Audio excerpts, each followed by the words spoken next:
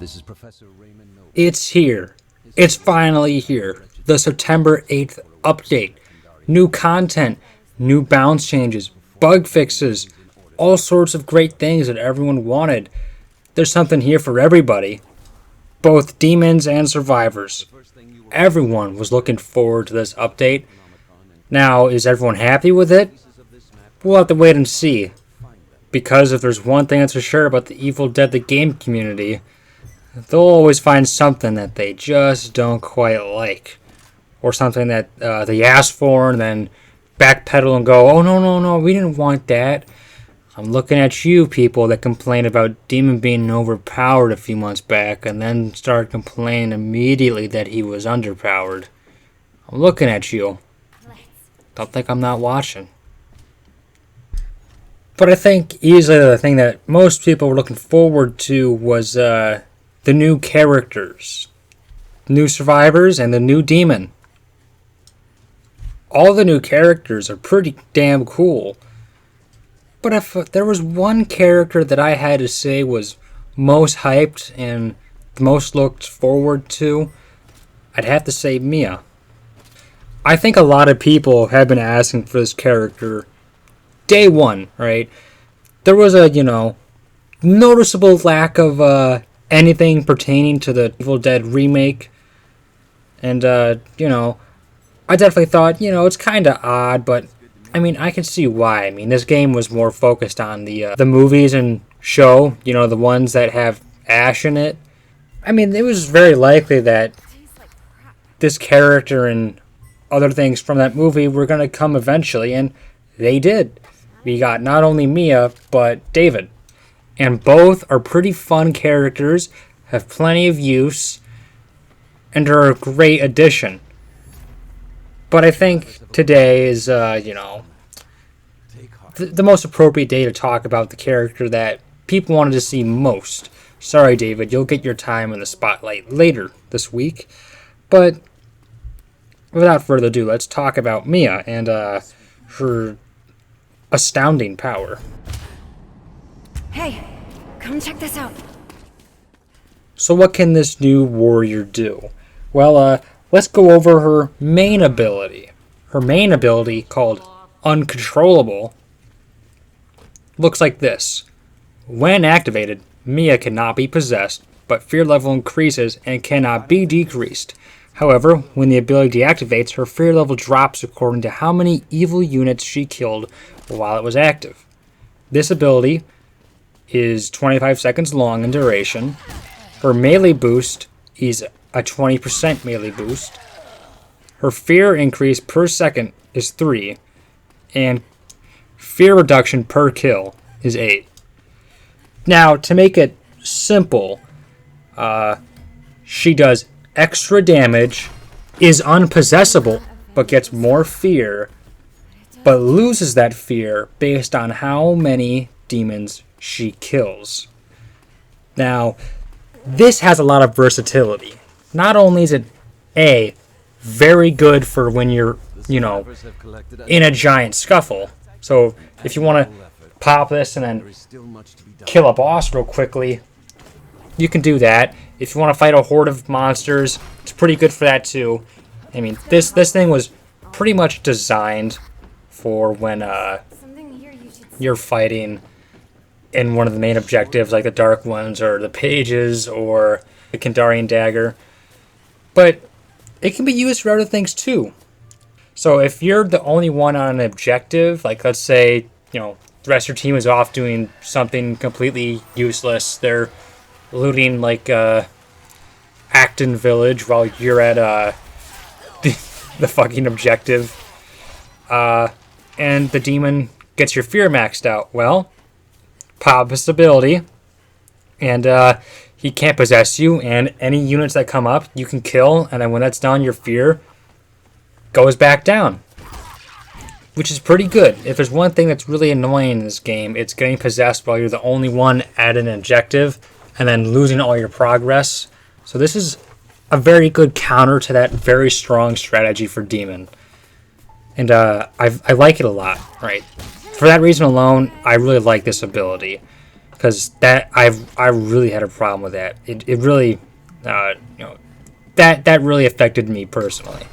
Another good use for it is, let's say you have a down teammate. This is kind of like Henry the Red's ability, where he doesn't take damage, or I should reword that. So, if there's one thing that's always stopped Henry the Red from reviving or resurrecting a teammate, it was demonic dashes or being possessed, or demonic dash then possess. Well, this is a very good counter to that. So let's say the demon's low on energy and he goes for a demonic dash on you, or wants to possess you to stop you from doing something important. Well, pop this ability and that doesn't fucking matter anymore. So if you're trying to revive a teammate and demon can't possess you, you can try demonic dashing you, but not likely gonna work because, well, your fear's gonna go up, or most likely it's already maxed out, but he can't possess you after that, so you can still go back for the revive. And the best he can do is try to use whatever infernal energy he scrounged up from demonic dashing you to spawn in units to possess one, then attack you, which takes about 7 seconds to do, so you're gonna get your teammate up. And same applies for when you're resurrecting a teammate or multiple teammates, right? It's very versatile. I feel like a lot of what Mia has is like a combination of kind of like the best parts of Army of Darkness Ashe and Henry the Red. I think she's like a good blend of those things with just this ability alone. But this ability in itself is pretty good. I mean, it's not the strongest ability, right? It's not nearly as strong as Henry the Red's 7-second invincibility to all damage, or Army of Darkness Ashe's Wise Man potion, but it's pretty good. But there are other things about Mia that just make her even more powerful. Okay, next ability, called Fear Leads to Anger. The description reads, when Mia's fear level reaches a specific threshold, her damage potential increases as her fear rises. The more scared she is, the more damage she deals. So, the damage increase is 1%, fear threshold 20.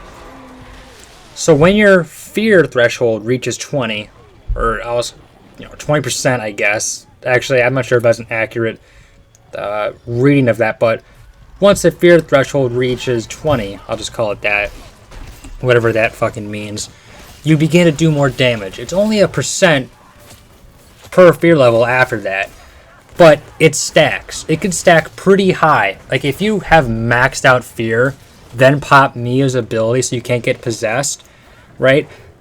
The max stacking of damage I've seen is 40%, or whatever that 40 means in the bottom left. I'm gonna assume that means 40%, right? Because if each one of those numbers is supposed to mean how much extra damage you do, I'm gonna guess that means 40%. So combine that with Mia's main ability, that's a 60% increase in all damage. Now, I'm not sure if this only applies to her melee. It might apply to her ranged, but not that really matters. She's a warrior.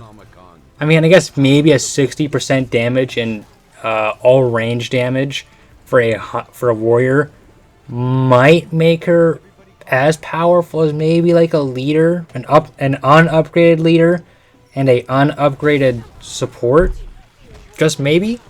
But yeah, that's a pretty good ability. So having a high fear is actually pretty good, and it's actually it's a pretty interesting gameplay dynamic, because normally you don't want fear, but flipping it on its head and going, okay, so you want fear, but you're also risking the chance of being possessed. It's pretty good. Now you could always just pop your special ability so you can't get possessed when you max out on fear, but once that ability's gone, it's about a 120-second recharge, which is a pretty long time, all things considered. That's about enough time for an entire objective to be completed, because if your ability lasts 25 seconds, you still have to wait a really long time for you to use it again. So between you using your ability and the finishing of its cooldown, the objective's probably going to be done. So you kind of got to use it when you best think it's going to be useful. Okay, next ability. Blood Rain. A percentage of Mia's heavy attack damage is converted to prolonged bleeding damage. So the amount converted to bleeding damage is 10%. So 10% of your heavy attack damage is turned into bleeding damage. And the bleeding effect lasts for 5 seconds. Now, I'm going to be brutally honest on this ability. It is probably her most underwhelming ability. Her weakest one even. It's alright. I mean, it's an interesting ability. Like, if they added a third super overpowered ability like the last two, this character would be absolutely busted. So I think they needed to round it out with just an okay ability. This isn't the most, important ability in her utility belt, but it's alright. I mean, it does add up. So, like, if you're fighting a really tough enemy and they're really low on health and you do a quick heavy attack, I say quick, as quick as a heavy attack can be, it might just be enough to finish them off while you can run back and heal real quickly. It's not completely useless, but I don't think this is a really useful ability.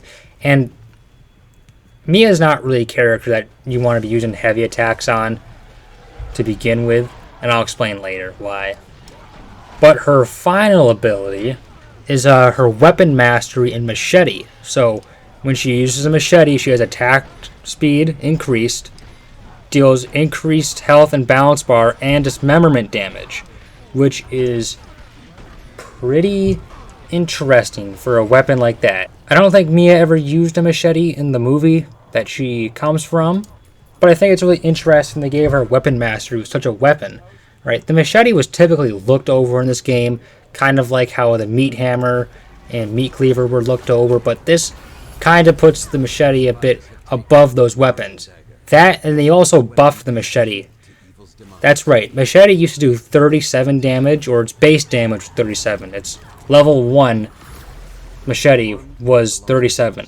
But now it's 42, which is a good enough increase that it definitely makes it a lot better than the meat cleaver, the fucking meat hammer, and the basic combat knife. And I think it might be better than the level 1 pickaxe. But you might be thinking to yourself, well, that's pretty pointless ability. I mean, the machete's not very good. This is basically the equivalent to Kelly's bonus damage with the fucking shitty meat hammer.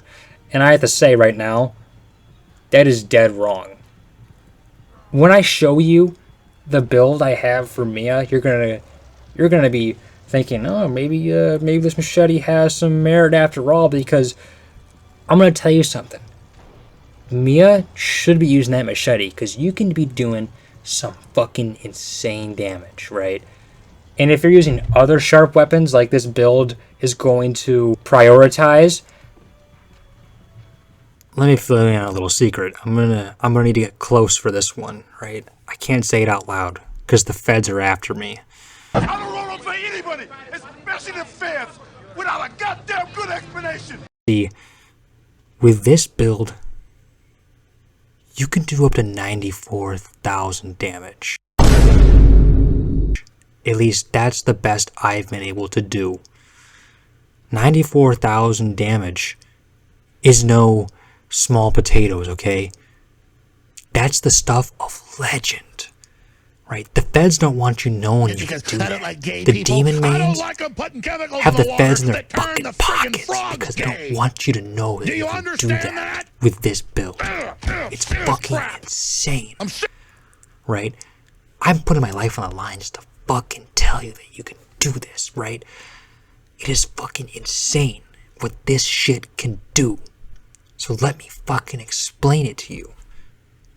Okay, I think that's enough close-up action on my mic, right? Like, I'm going too far with this fucking joke, right? I'm not Kyle Reese sitting in a fucking car with you trying to explain the rise of the fucking Terminators while being hunted down by by fucking police in a parking garage, okay? This is a fucking video game. So I wasn't telling about any government secrets about Evil Dead the game. No, I would never. Anyway, now granted, I was using a legendary sword, but if you were using a common grade weapon, I imagine you could still probably get over like 50, 60,000 in the right game, which is pretty nuts. This is pretty good. This build's pretty good. So without further ado, let's fucking show it. Alright, so the first perk that you want to go for, this isn't really any particular order, but the first perk I put a few points into was Industrial Strength, which increases maximum health. I put 3 points into it, which gave me a 20% health increase. Now, I like my warriors to be a little bit tanky, and don't worry, with how I built up my character, a few extra points not into damage doesn't really matter that much. It's not that big of a deal, alright? Now the next perk I have, which every warrior should have, is Maxed Out Devastating Force, which gives me a 15% damage increase. So like I mentioned earlier, you can have what is already a 60% total damage increase. So adding this into it is a 75% damage increase, which is pretty good, is pretty good, man. So I'd recommend getting this maxed out. Next perk, Cutting Blows, which increases dismemberment damage of melee weapons. This means all melee weapons. I maxed this one out, which gives me a 30% dismemberment increase in dismemberment damage, which is pretty good. Now, Mia specializes in the machete, which is a weapon primarily used for dismemberment. So you can kind of see where this is going already. You kind of want to be dismembering and using a lot of the sharp weapons. So on to the next perk. So can you guess what the next perk is? Razor's Edge.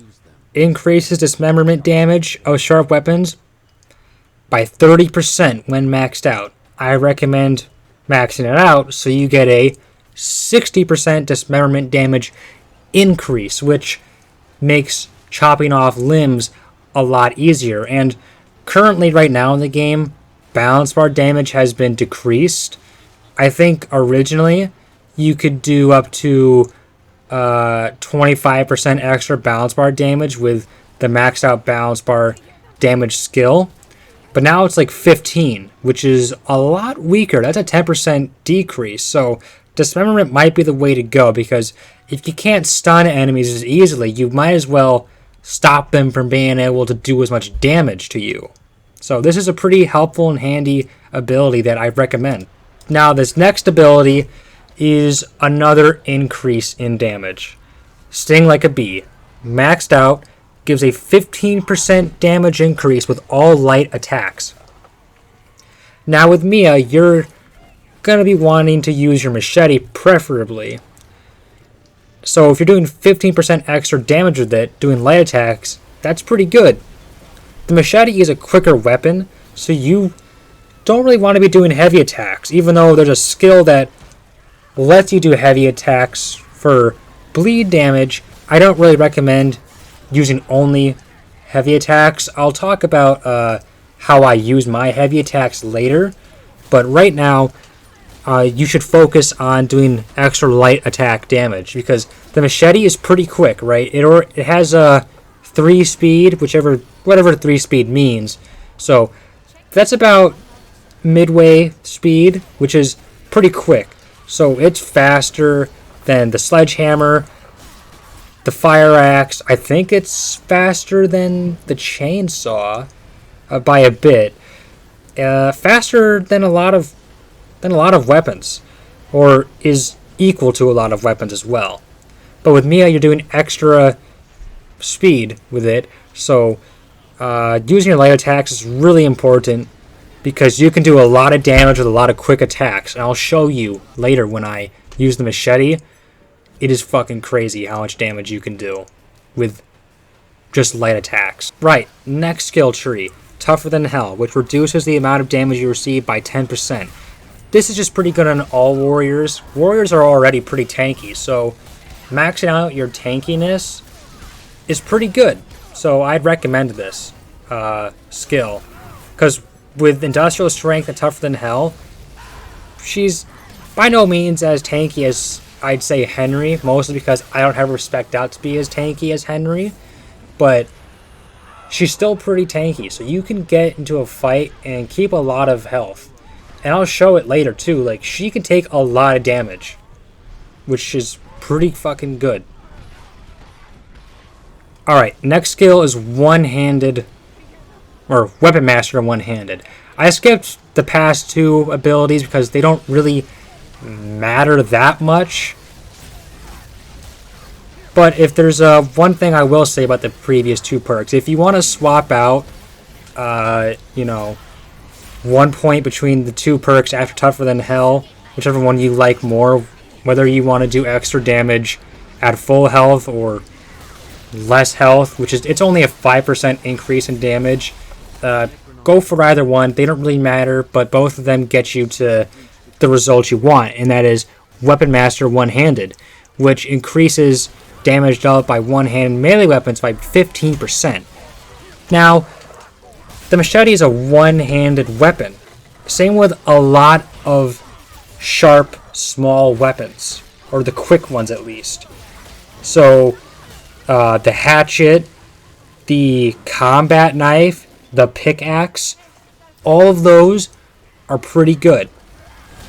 Now, I will say, you could probably get rid of or swap out a few points to get Weapon Master two-handed if you really wanted to, and that would be alright for Mia, but personally I'd rather have them in other things, because either way, her one-handed and two-handed are already pretty good, and most two-handed weapons are stronger than one-handed weapons already.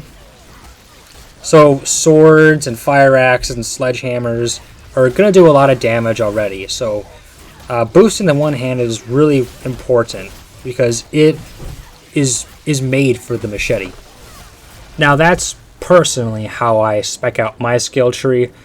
You could change it around a bit, and there might be a better skill tree out there that no one's shared yet, or I might come up with one and do a quick update sometime later. But this is the one I prefer using, and I really like it. I did mess around with this tree a bit. I did a lot of experimenting with Mia, but I think this is the definitive way to do it. Now, let's talk about the gameplay. How does it actually perform? How does this skill tree actually add up in combat? Now, let's just talk about it. Let's talk about how strong it is. And I'm just going to come out and say, it's pretty strong. She's a very strong warrior. Now, if she's better than Ash or Henry, that's up for you to decide. I'm not here to say that. Personally, I think she's a bit more fun than Henry and maybe Ash at sometimes, but I think she might be beat by damage sometimes by Scotty when you max him out in the right way and then use a fire axe. You can do some pretty crazy damage, like 500 per heavy attack. It is fucking insane. Or Army of Darkness Ash with Chainsaw. I think Mia and Army of Darkness Ash are actually pretty close in damage, but I think Ash, generally speaking, will edge out Mia in most situations unless you're really cultivating and keeping that fear under control as best as you can. But I'm going to show footage, right? If you get a high-end machete or other small, sharp weapons, or even two-hand weapons still work with Mia. They actually work pretty well. I'll show footage of me using this awesome game that I got Legendary Sword in, and I was just fucking tearing house. Now, if I did have Weapon Master two-handed, I would have definitely done so much more damage than I did here. But I already did so much damage that game. Like I said, 94k. That is fucking insane. But even then, I can still do a pretty good amount of damage.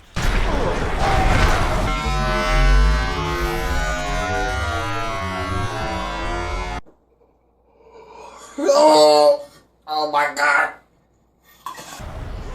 So with one-handed weapons, specifically the machete, if you spec it out right, you can do some crazy damage. I think I have footage here of me using a purple machete, and I think I'm doing almost...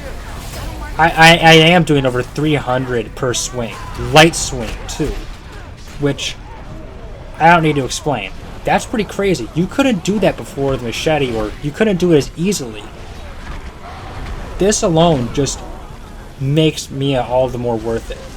She can do a lot of damage super quickly.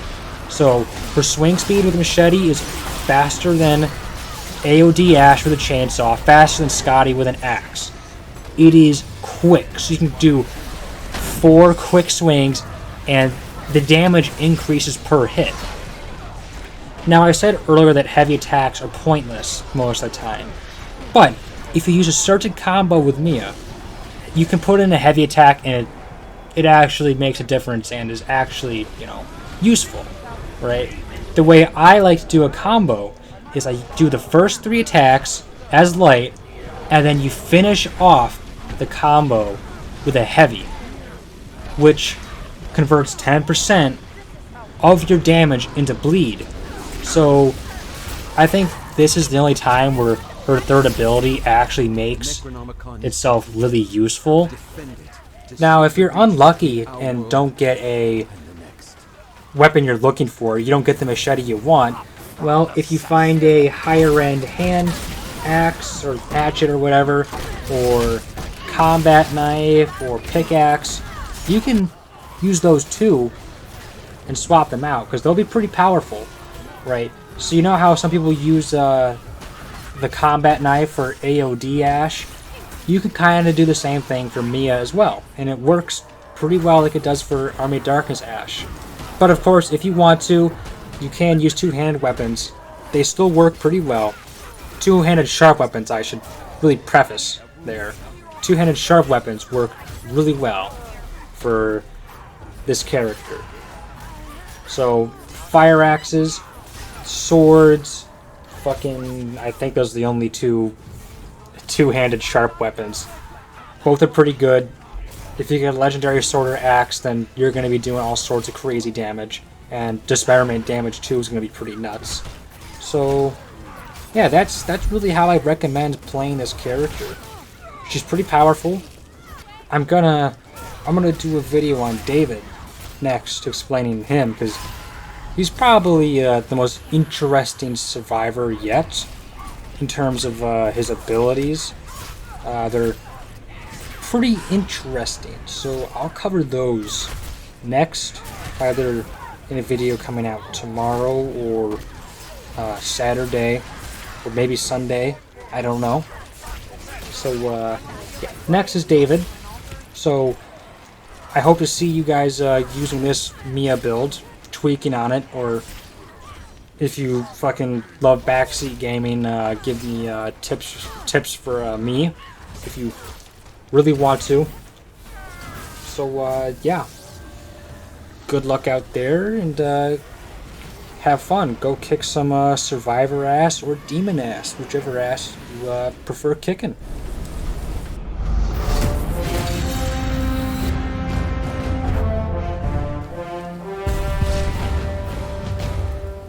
I only wish I could be with you to witness spawns of hell and dark spirits ejected from our world. Know that I am there in spirit. No!